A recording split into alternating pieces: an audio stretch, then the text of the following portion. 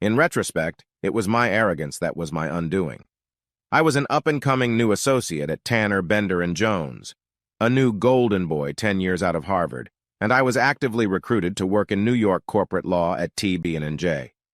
When it comes to law, corporate law is where the big money rolls, and we handled the cases of the largest hedge fund companies on Wall Street. I was moving quickly toward partnership. I have a lovely wife, Sharon, 2 young children, and a secretary, Tracy, who I love to bend over my desk. Her husband, Jason, is in the military and spends a lot of time traveling. I haven't met him yet, but I know he's home on a 30-day leave and will be attending the company Christmas party that evening. As far as I know, he's a private, not even an officer, and this is my chance to show my superiority over the boy doll. There's no reason for it. I don't even know him, but I've never been able to resist the opportunity to show off a little. Not out in the open, of course, especially with Sharon around, but just for comparison. I have money, education, style, things he just can't compete with. It's a formal party, and I doubt his rented tuxedo can compete with my $5,000 tuxedo made in Italy. I have a word with security to make sure he doesn't cause any problems. I still remember his first appearance in the ballroom. It's like Brad Pitt, only better looking and fitter.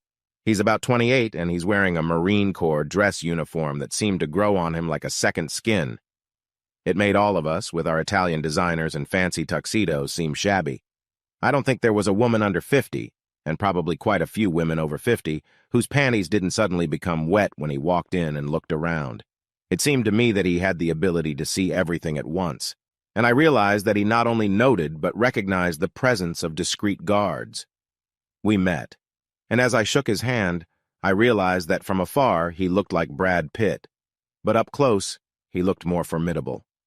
His face was young, but his eyes were clear, determined, and focused. Soon we were all sitting together. Tables for 8 were set up in the ballroom.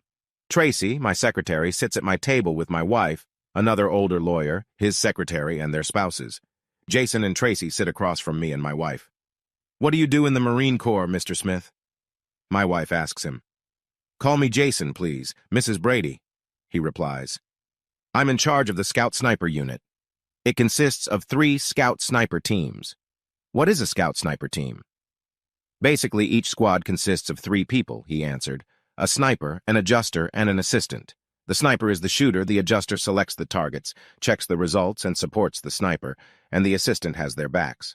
So while the sniper and adjuster are focused on the enemy in front, he has their backs and sides covered from attack." Next, he looked directly at me to continue. "In a way, it's like a marriage. Each team member depends on the other, and that requires a high level of trust. A sniper can't have his own back, so he trusts an assistant to do it. Both the sniper and the adjuster are trained scout snipers, so they can switch roles as needed, but it's really a 3-man team, and each has to have complete trust in the other. So you don't do the shooting yourself." "Do the snipers do that?" my wife asked. "Not so much anymore. I used to be the lead sniper on the team, but now I do it less and less often." Tracy and I exchanged glances. "Have you shot people before?" she asked him. "Yes, I have 43 confirmed kills," he replied. "You've killed 43 people?" she asked. "No, dear," he replied. She breathed a sigh of relief. "I said I have 43 confirmed murders. Over the years, I've killed probably 5 or 10 times that many. Normally, when it comes to intelligence, you don't keep a record of the people you've killed. Once you get over 100, you start losing count. I must say, this salmon is delicious. You don't seem to be eating anything, dear. Are you all right?" "I just didn't know you killed people. I mean, I knew you were in the Marines, but I thought you were just a clerk or something." "No, honey. That's why I enlisted, instead of getting an officer's commission. I wanted to qualify as a reconnaissance sniper, and they don't train officers for that. I thought maybe I could regain control of the situation, so I entered the conversation. "Don't you have to have a college degree to be an officer?" I asked him. He looked at me like I was a worm. "I have 2 diplomas, in Greek classics and in Stoic philosophy. When this tour of duty is over, I'll probably finish my doctorate and get into teaching," he said. "Really?" I asked him. "Where did you go to college?" "Cambridge. Any fool can get into Harvard, and Cambridge probably has the best classics program in the world. Actually, teaching isn't the most lucrative job. Wouldn't you like to try your hand at something more lucrative?"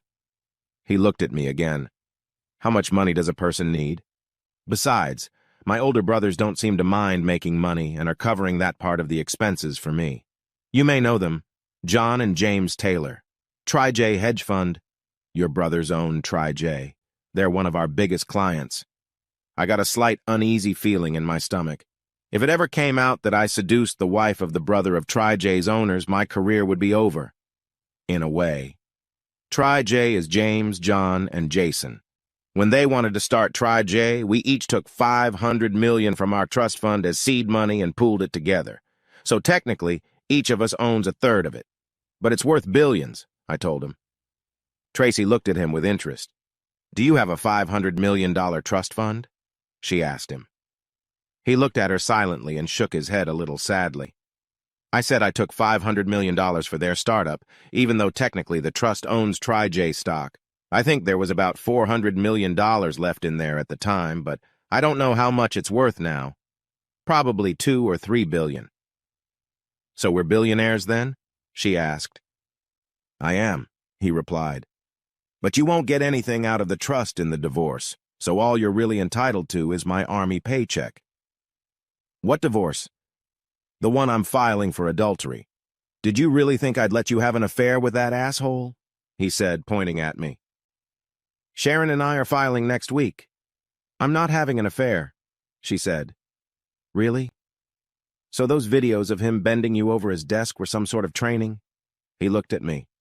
I shared them with your wife. She's using them in the divorce too. I was rapidly losing control of the situation and had to do something to regain it. You can't use those videos. I don't care who you paid. A law firm is private property. He gave me that same damn smile again, more of a smirk. Of course I can. Uncle John gave me permission to videotape in your office, so it's all legal and no problem.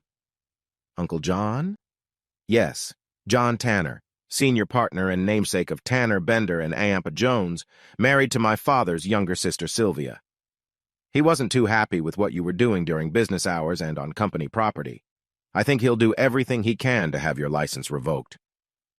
I saw him nod to someone to the side, and suddenly a security man appeared on either side of me. 2 more I saw from Tracy's side. Please come with us, sir, they said. Jason looked at Tracy a little sadly. Please come through with these gentlemen, dear. They have some paperwork for both of you. And don't you dare go home. I've changed the locks on the apartment. We were led out of the room and into the hallway where they handed us both divorce papers and me a restraining order. John Tanner couldn't disbar me, but he fired me and made it so I could no longer get a job in New York, and I ended up back in Kentucky, where I chase injured people around in ambulances, convincing them to seek money from the person or company at fault. In the divorce, Sharon ripped me off. I think her lawyers were paid for by Jason, and no one would take my case. I ended up defending myself and was found guilty. Child support was based on the average income for the previous 5 years, and I now make 1/10 of that. I think Tracy ended up staying with her parents.